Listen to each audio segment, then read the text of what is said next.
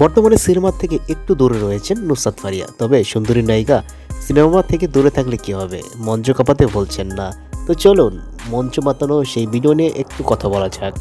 সুপ্রিয় দর্শক, আশা করছি ভালো আছেন। চলে আসলাম নতুন আরেকটি ভিডিওতে। সবাইকে আমাদের ভিডিওতে স্বাগতম।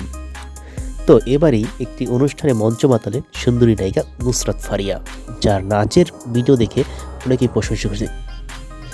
যারা সামনাসামনি তার নাচ উপভোগ করেছেন তারা বলছেন মঞ্চ কাঁপানোর জন্য নুসরাত ফারিয়াই সেরা। তো চলো দর্শকরা কি মন্তব্য করেন সেটা একটু বলা যাক। বাংলাদেশের একমাত্র ফিটনেস নায়িকা এক ভক্ত লিখেছেন, আরেকজন লিখেছেন বাংলাদেশের স্মার্ট অ্যান্ড হাই স্ট্যান্ডার্ড নায়িকা, এর দিয়ে সিনেমা বানানো উচিত।